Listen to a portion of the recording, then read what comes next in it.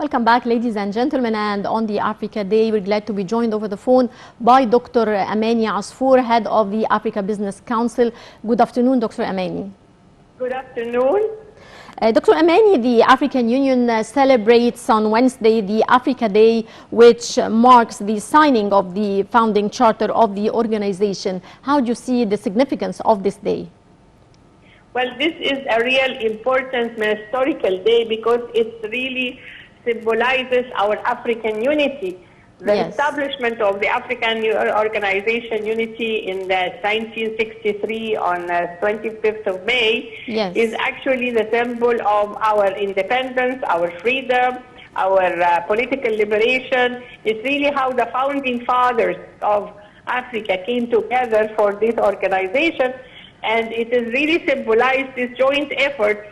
And that's why on the 2013, our vision for the next 50 years, after celebrating 50 years of our political liberation in 2013, the African Union, together with all the African people, put the African Dream, the Africa 2063 Development Agenda, which is the next 50 years of our vision for the Africa we want, a prosperous, peaceful, integrated Africa, driven by the center of Africa. So this marks a very historical day for our African dream, for our unity, for the vision we want for the African continent for now to be an economic liberation, how Africa we want to be prosperous, and how we really have a real Africa that is based on the historical memory of our founding fathers. Right. Dr. Amany, the theme of this year's celebration is strengthening resilience in nutrition and food security on the African continent. How have African countries been among the top affected countries in the world from the ongoing food crisis?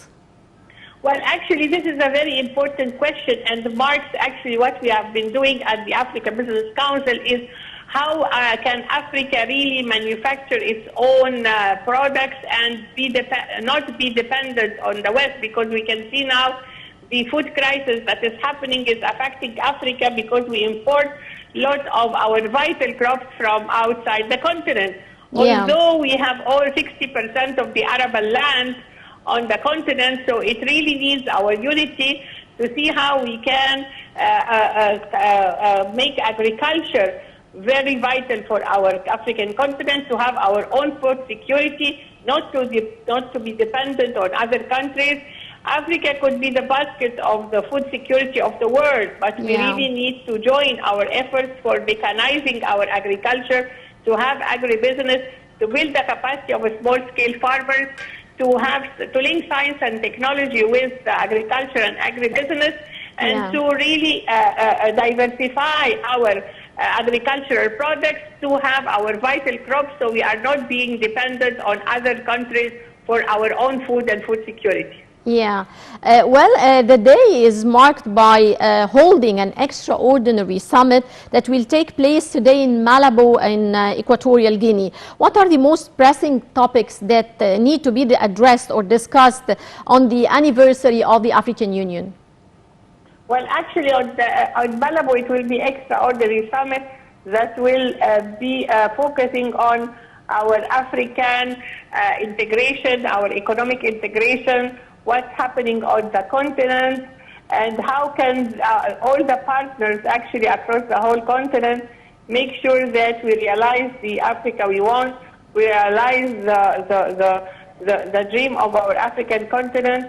It is very important to highlight that all the press is going to Malabo is really putting the agenda of also peace and security on the other side, the extraordinary crisis that we are going to have during the food crisis happening, and during this time of the whole world of all the crisis happening.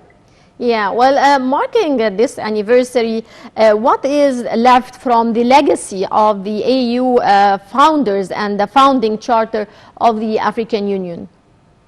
Well, actually, the legacy of the African Union is very important because now, under the umbrella of African Union, 55 countries are coming together to have the Africa Continental Free Trade Area, which is one single market with 1.3 billion people, $3.4 trillion GDP. It's a huge challenge, and how can we really make sure that under the umbrella of African Union, in junction with how can the heads of states actually make sure that with the private sector, with the civil society, with the government, making sure that we realize our Agenda 2060 development agenda, we realize the sustainable development goals of elimination of poverty, of hunger, of healthcare, of education, gender equality, of economic growth.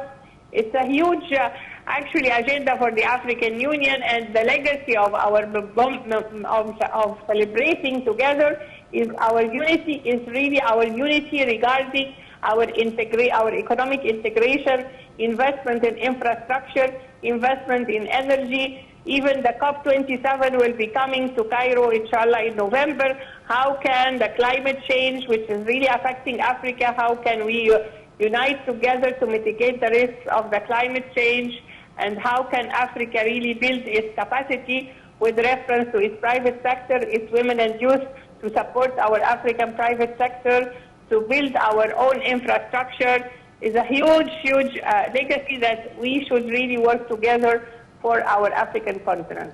Right. Dr. Amany, President Sisi sent a message greeting the African peoples and leaders on the anniversary of the African Union Foundation. What are your thoughts about this message and Egypt's long support for the African Union? It's very important, this message sent by President Sisi, because it really communicates to all our African people that we should unite, we should work to really memorize this historical day, and to really have our Agenda 2060 development agenda, sustainable development goals, to solve the conflicts and the disputes on the continent, to achieve peace and security on the continent, and that our unity is really our power and our strength. President Sisi sends this congratulatory message for all our African sisters and brothers across the continent in this historical day, because with Egypt really have a lot of potential to support our African brothers and sisters with reference to industrialization, with reference to scientific research and technology, with reference really to building capacity of our African people. Egypt has been really very instrumental or helped a lot during the liberation movement of Africa, and now it's the role of Egypt to see how we can support our African sisters and brothers on the continent to realize our dream of industrialization, infrastructure, energy, building capacity, peace and security, infrastructure. We have a huge role for Egypt to do, and I believe President Sisi, in his message, he really tackled on how we, through our unity, we strengthen our African continent with this congratulatory message. Yes, Egypt has been seeking to boost its ties with Africa in all fields over its one-year chairmanship of the African Union and until now. What are your thoughts on this, and how has Egypt's efforts been evident through this 1 year? Well, actually, through Egypt's presidency to the African Union, the chairmanship of His Excellency President Sisi has stressed very much on the investment in infrastructure, investment in industrialization, investment in energy, because these are the real challenges of our economic integration. If we want to say that the Africa Continental Free Trade Area, which is our flagship project, to increase our intra-Africa trade, you know that we among ourselves as Africa, our intra-Africa trade is less than 16%. So how can we increase our intra-Africa trade and boost it and operationalize the ACFTA without industrialization? So we need energy without transfer of goods. So it is infrastructure regarding the roads, regarding the maritime, regarding the railways, renewable energy. So there is a huge issues like Egypt has stressed during its chairmanship. And actually, it is very important. I mean, and also, if we are saying that, for instance, with medical, with the COVID, post-COVID era, Also, Egypt was designed to have its industrialization with reference to our vaccination, our vaccines, that we can support the continent with reference to the medical consumable supplies, with pharmaceutical drugs, with many of the industrialized products that we have in Egypt.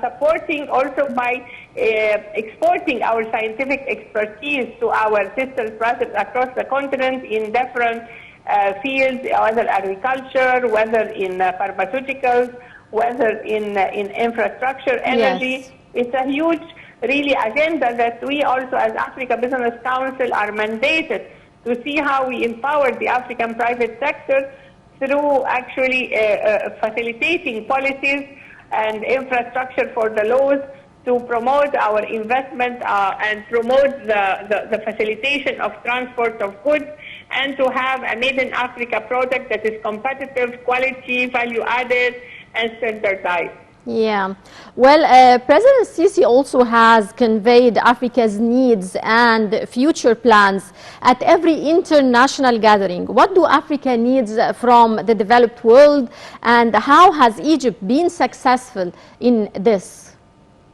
Well, actually, during the Africa, for instance, the Africa-Europe Business Summit and Africa-Europe Summit that has been in Brussels, and I was honored to chair the African side for Africa Business Summit. Europe has put $100 billion as a global gateway for financing. What we really need from the developed countries, and that's what my message actually during the Africa-Europe Business Summit, is to have equal partnership of the equals. Yeah. We are equals. What we need in any investment from outside the continent to the continent is to have this investment based on creation of jobs, on transfer of technology, on value addition for our raw materials, yeah, on creation of prosperity for our continent. So yes, this is financing development is really should be based on those factors of creating prosperity and value addition for our raw materials. Right. Well, I would like to thank you very much, Dr. Amany Asfour, Head of Africa's Business Council. Many thanks for your insight.